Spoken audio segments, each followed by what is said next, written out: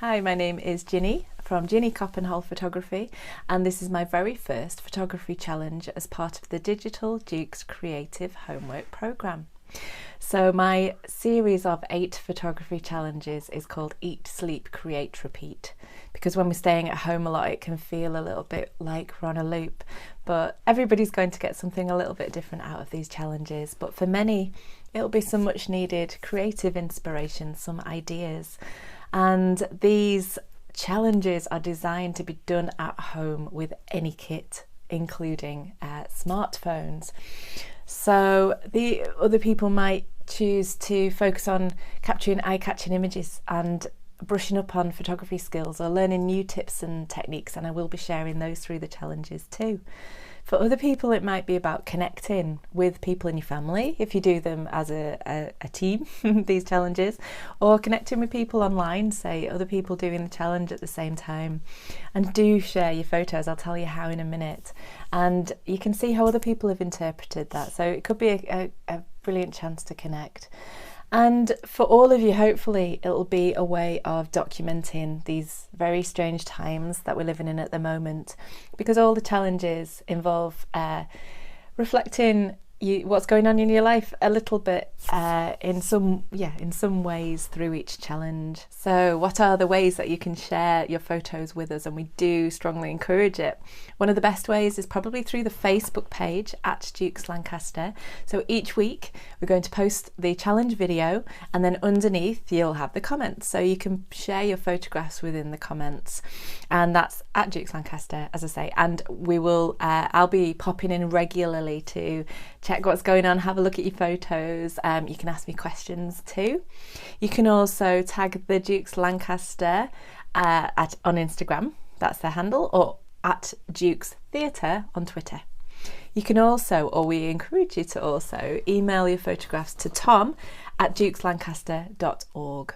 So that would be fantastic if we can start to compile some of your photographs as well, so that we have a record too of the things that you're creating during this time. So when I was planning these challenges, I was thinking about a theme, and this sentence on the Dukes website jumped out at me. The Dukes creates and presents a diverse collection of storytelling through a range of art forms and delivers excellence, inspiration and challenge. And for me, these photo challenges lend themselves really well to that. And each week I am going to ask you to tell us a story about something, about an aspect of your life and what's going on at the moment. So the first story that I'd like you to tell us is to tell a story of how you're staying connected to others. So that can take many forms, and you can interpret that how you like. So you may choose to reflect the digital technology that has taken over many of our lives, and that's the way we connect with people who are outside of our home, who we're not seeing at the moment. So you could find a way to represent that. Perhaps you do family quiz nights, perhaps you could take a screenshot maybe of one of your conversations. I know FaceTime, if you have an iPhone, has a camera button in it that you can set in the settings to enable you to take photographs of the other person. However, do ask their permission, especially if you're going to share it online. So ask the other person if that's fine to do. But as I say, you could screenshot as well, and then you could include yourself in that. You may choose to take a picture of someone else having one of those conversations, so you're outside of that. You may choose to take photos of perhaps a socially distanced conversation that you're having, perhaps someone stood at the end of your garden path, or maybe it's the ways that you're connecting with people in your household. So if you live with other people, what are you doing to stay connected as a family? Because it can be really intense, can't it? I have small children, so that's one particular joy and challenge of staying at home. So there's a few ideas there. So another slightly different idea is that you may choose to represent your connection through Lego characters or figurines or ornaments or dolls, something like that you could set up and represent a scene if you didn't want to use real people. So it's just some ideas there. So my big tip for today is to consider lighting. So lighting is in photography is number one. It is the most important thing to consider. And if you can transform an image from good to great or from bad to good through considering your lighting. So I really like natural light personally. So window light is fantastic because you have a natural top shade, it's called. So you're not out in the direct sunlight. Well, not today anyway, the day that I'm recording this, but some days it can be just that bit harsh and it can create a lot of shadows. But if you're inside and you go near a window, it's a much softer light. So think about whether you can move your subject towards a window and experiment with how far or near. Think about adding light maybe. You can add light through lamps, of course, and turning on lights. And sometimes we're just so keen to take the picture that we just forget that we can actually control a lot of this.